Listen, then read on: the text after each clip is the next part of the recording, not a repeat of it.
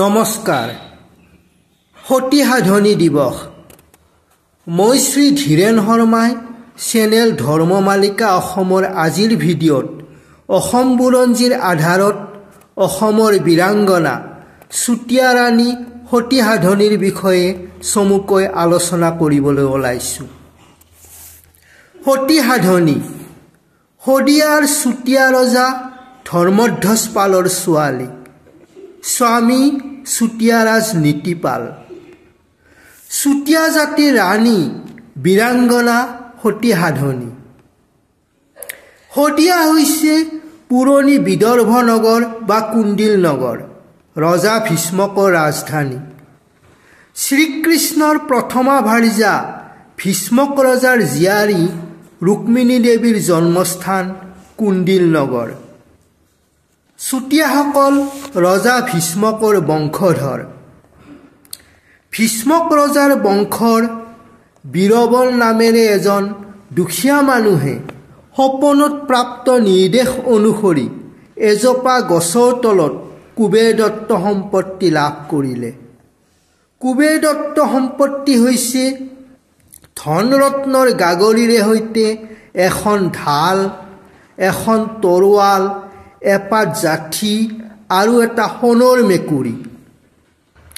বীৰবল বীৰপাল নামেৰে জনাজাত হ'ল। বীৰপালে কুবেৰ দত্ত সম্পত্তিক অতি যতনেৰে ৰাখি পূজা অৰ্চনা কৰিবলৈ ধৰিলে আৰু এই দৈবিক সম্পত্তিৰ মহিমাতেই বীৰপালৰ সুলক্ষণ পুত্ৰ গৌৰনাৰায়ণৰ জন্ম হ'ল আৰু তেওঁৱেই চুতীয়াবিলাকৰ প্ৰথম ৰজা ৰত্নধ্বজ পাল। চুতীয়া ৰাজ্য স্থাপন হ'ল। কুবেৰ দত্ত সম্পত্তি ৰাজগৃহত অতি মান্যতাৰে পূজিত হৈ থাকিল। এই চুতীয়া ৰাজ্যৰে ৰজা আছিল ধৰ্মধ্বজ পাল। এইজন ৰজাৰ বহুকাললৈকে কোনো সন্তান নাছিল। সন্তান প্ৰাপ্তিৰ নিমিত্তে ৰজাই বহু দেৱ দেৱীৰ পূজা আৰাধনা কৰিছিল। পিছত বৃদ্ধ বয়সত ধৰ্মধ্বজ ৰজাৰ এটি কন্যাৰত্ন লাভ হয়। বহু সাধনাৰ ফলত লাভ কৰাৰ কাৰণে ছোৱালীজনীৰ নাম ৰখা হয় সাধনী। সাধনী আছিল সুশিক্ষিতা, সচ্চৰিত্ৰা আৰু পৰম ৰূপৱতী ৰাজকন্যা। পৰম ৰূপৱতী ৰাজকন্যাৰ বিবাহৰ কাল উপস্থিত হোৱাত কন্যাৰ কাৰণে উপযুক্ত পাত্ৰ বিচাৰি হাবাথুৰি খালে। ধৰ্মধ্বজ ৰজা চিন্তাত পৰিল। পদ্মনাথ গোহাঞিবৰুৱাদেৱে তেখেতৰ বুৰঞ্জীত ধৰ্মধ্বজ ৰজাৰ এই ভাৱনাৰ উল্লেখ কৰিছে। সাধি সাধি সাধনীক পালোঁ, সাধনীক থবলৈ ঠাই নাপালোঁ। এই আক্ষেপসূচক বাক্যফাঁকিৰ সৈতে ধৰ্মধ্বজ ৰজাই সাধনীক বিয়া দিয়া বিষয়ক ভাৱনা ব্যক্ত কৰিছিল। শেষত ৰজাই সাধনীৰ স্বয়ম্বৰ পাতিবলৈ মনস্থ কৰে। এদিন ৰজাই অকলশৰে ফুৰিবলৈ গৈ পাল শদিয়া মৈদামৰ ওচৰ পালে। পাল শদিয়া মৈদামৰ ইতিহাস আছে। এই ভিডিঅ'ত এই বিষয়ৰ আলোচনা নকৰিলোঁ। শদিয়া নামৰ উৎপত্তি এই শদিয়া মৈদামৰ পৰাই হৈছে। ৰজা ধৰ্মধ্বজে পাল শদিয়া মৈদামৰ ওপৰত এটা কেৰ্কেটুৱাই খৰকৈ অহা যোৱা কৰি থকা দেখিলে। কেৰ্কেটুৱাটো খেদি দিলেও নাযায়। ৰজাই বহু চেষ্টা কৰিলে, কিন্তু কেৰ্কেটুৱাটো নাযায়। ৰজাই হঠাতে পণ কৰিলে, যিজনে একেপাত কাঁড়েৰে কেৰ্কেটুৱাটো হালি মাটিত পেলাব পাৰিবহি তেওঁকেই সাধনীক সম্প্ৰদান কৰিব। সেই উদ্দেশ্যেৰে পাল শদিয়া মৈদামৰ তলতে সাধনীৰ স্বয়ম্বৰৰ আয়োজন কৰা হ'ল।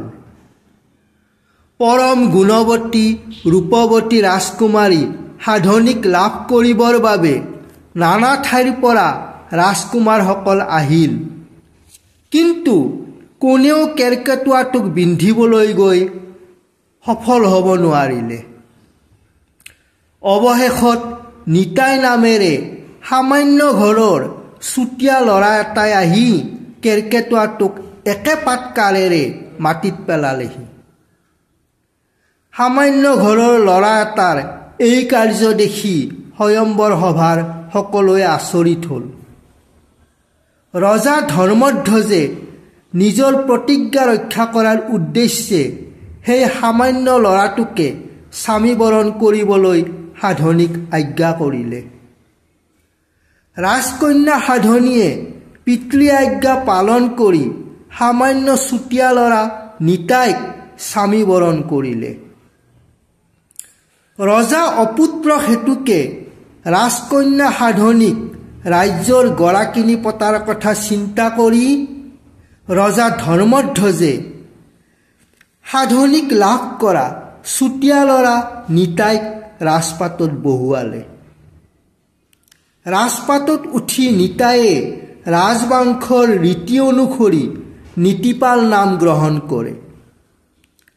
নীতিপালে ৰজা হৈ আগৰ লগৰীয়া সামান্য মানুহবিলাকৰ লগত ঘনিষ্ঠতা ৰাখি সিহঁতক ৰাজ্যৰ ডাঙৰ ডাঙৰ বিষয়ভাৱ প্ৰদান কৰিলে।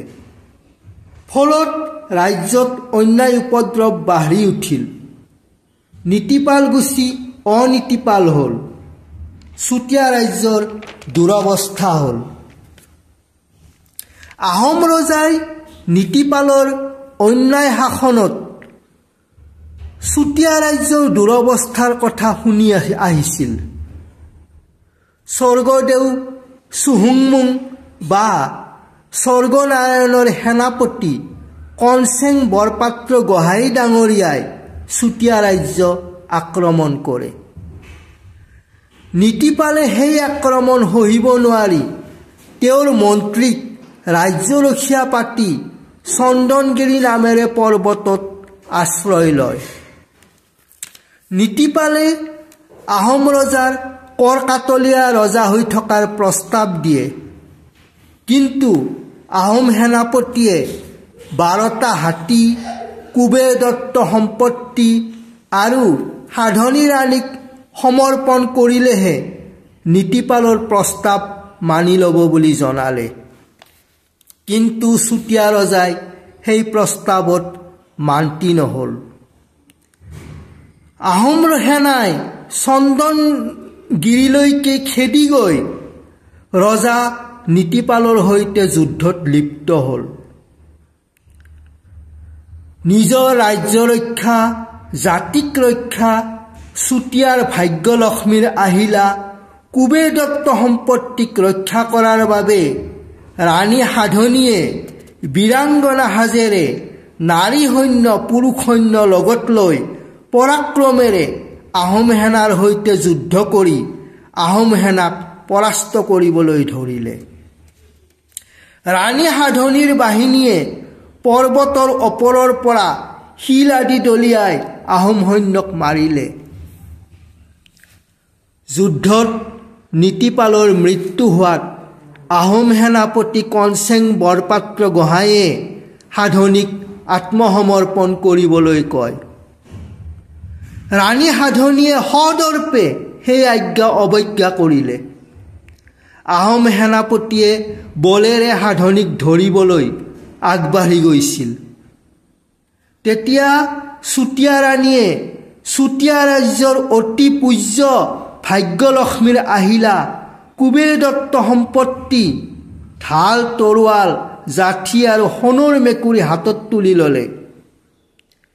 চুতীয়াৰ পৰম মান্যতাৰ এই সম্পত্তি শত্ৰুক ল'ব দিব নোৱাৰি। নাৰীৰ সতীত্ব ধৰ্ম ৰক্ষা কৰিব লাগিব।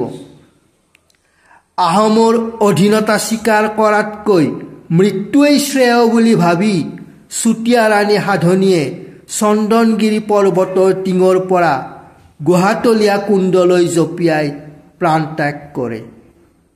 সেয়া আছিল ইংৰাজী 1524 চনৰ বহাগ বিহুৰ সময়। সতী সাধনীৰ পৰাক্ৰম, আত্মবলিদান, স্বদেশ প্ৰেমৰ আদৰ্শই প্ৰতিজন অসমীয়াকে অনুপ্ৰেৰণা যোগাব। আজি ইংৰাজী 21 এপ্ৰিল সতী সাধনী দিৱসত আদৰ্শ সতী অসমৰ বীৰাংগনাগৰাকীক শ্ৰদ্ধাৰে সোঁৱৰণ কৰিলোঁ। ধন্যবাদ।